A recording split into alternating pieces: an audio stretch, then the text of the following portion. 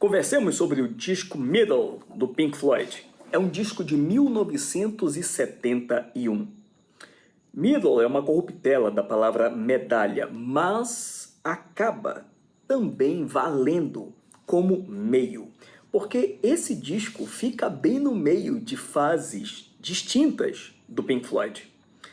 Pink Floyd nasce como uma banda psicodélica, depois vira progressivo, e esse disco mistura o Pink Floyd progressivo, em algumas músicas, com o Pink Floyd pop.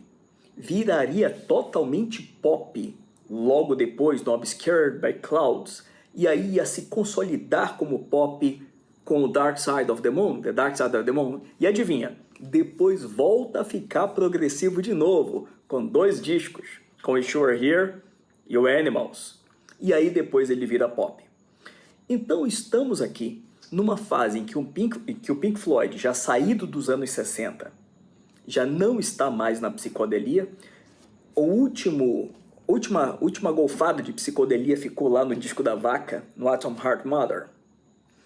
Aqui já temos poucas músicas. E essas poucas músicas foram gravadas em mais de um estúdio, em uma época em que eles estavam fazendo muitos concertos, muitos shows em locais diferentes.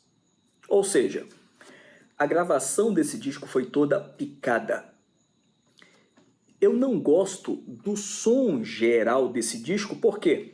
Porque ele tá para dentro, a mixagem parece que colocou o som da guitarra para dentro, saiu abafando tudo. Tanto que nas versões ao vivo dessas músicas, o som é completamente diferente, o som é para fora. Esse disco tem uma capa que podemos ver uma orelha deitada com umas vibrações. Essa orelha está dentro da água, tem umas vibrações que significa sinais sonoros. Ou seja, não tem uma ligação direta com o título. É apenas uma orelha dentro d'água, só isso. E esse não é um disco dos mais fáceis do Pink Floyd. Voltando na mixagem, ele tá quase assim no estilo de mixagem soft rock. Ele tá muito polido, ele tá muito lustroso, parece que passaram muito verniz, de forma que mesmo as músicas que poderiam ter um som mais cru, tá muito coberto de chocolate. É a impressão. Das 6 faixas, a primeira e a última tem a cara do Pink Floyd. Agora, as que estão entre o meio não parecem Pink Floyd definitivamente. Alguém que não é fã escutando uma das faixas intermediárias não vai saber que aquilo é Pink Floyd. Eu vou conversar sobre cada uma dessas faixas. Bom, nos abre o disco com One of These Days. É uma música que é instrumental, com a frase no meio, e o grande destaque dessa música é a bateria. Nós temos um baixo tocando uma nota só, mas a bateria entra... Para mim é o destaque dessa música. E quando eu escuto essa música, eu vejo uma discussão, eu vejo uma briga. Até que no meio dessa briga, alguém muito enfurecido fala: um desses dias eu vou te cortar em pedacinhos. A gente escuta essa frase assim, lá dentro da música, para variar enterrada, né? One of these days I'm gonna cut it to little pieces. E quando fala isso, a música explode. E aí a música fica pesada, a bateria fica acelerada. Ou seja, ou alguém cortou alguém em pedacinho, ou saiu correndo e a discussão acabou, mas o ânimo ficou aflorado, ou a discussão foi pro braço de vez. E assim vai até o fim, terminando aí com um chiado. Óbvio que a versão dessa música ao vivo, lá no Live at Pompeii, é muito melhor. Logo depois temos a Pillow of Winds, Travesseiro de Ventos. Olha, essa música foi feita para fazer a gente dormir. Isso é um elogio. Incrível, a gente escuta essa música, se você está agitado, logo você acalma, e se você já estiver calmo, você dorme ou fica com sono. Não é porque ela é chata, é porque ela é muito legal, o som, o timbre, o andamento e principalmente a voz nos faz realmente ficar calmo e sonolento. E eu fiz aqui uma tradução sintetizada com a ideia da letra. É mais ou menos isso. Uma nuvem de edredom nasce ao meu redor, deito com meu amor ao meu lado, respirando lentamente. A noite cai, ondas passam, eis um sonho bom. Eu acordo e os ventos da noite morrem. Logo depois temos uma outra música que também serve para dormir, inclusive ligada a ela, é o Fearless, que tem aí um barulho de torcida cantando. É uma música muito legalzinha, o tema da guitarra tá muito quadradinho, muito popão mesmo, assim, de rádio. E a síntese da letra é mais ou menos essa. A colina é muito íngreme para escalar, mas você quer me ver escalando. Vou subir do meu jeito. Enquanto subo, escuto tudo que me disse, sem medo, sorrindo, com cara de mal. Ande com esperança e nunca andará sozinho. Então se segue uma música chamada Saint-Tropez. Essa música é uma mistura de cancan com R&B, Rhythm and Blues. Tá, tá, tá, tá, tá. Todas as vezes que eu escuto essa música, eu imagino algumas bailarinas assim com a saia levantadinha fazendo assim com as perninhas. Tá, tá, tá, tá, tá, tá, tá, tá, tá, tá, tá, tá. É essa música Saint-Tropez. Tá aí a síntese da letra. Enquanto eu apanho um pêssego em Saint-Tropez, eu vou pegando onda, dormindo na areia, e se você está sozinho, eu vou para casa. Humildemente estou bebendo champanhe como magnata, juntando pensamentos para um novo dia. Ouço sua voz ao telefone. Se você estiver sozinha, eu vou para casa. Logo depois nós temos um blues assim, estilo New Orleans. É um blues daqueles de 12 compassos, classicão, assim, chupado de tantos outros, assim. Vários blues têm essa mesma linha melódica. E fala sobre um cachorro, Simus. A letra é meio nonsense, ela é muito curtinha. E eu fui checar na Wikipedia, tá escrito lá que a Mademoiselle Nobbs, é aquela música que tem um cachorro também no Pink Floyd Dead Pompeii, que seria uma versão dessa música. Não é não. Até porque lá sequer letra tem, tá? O fato de ter um cachorro lá piando, lá latindo, na verdade fica uivando, né?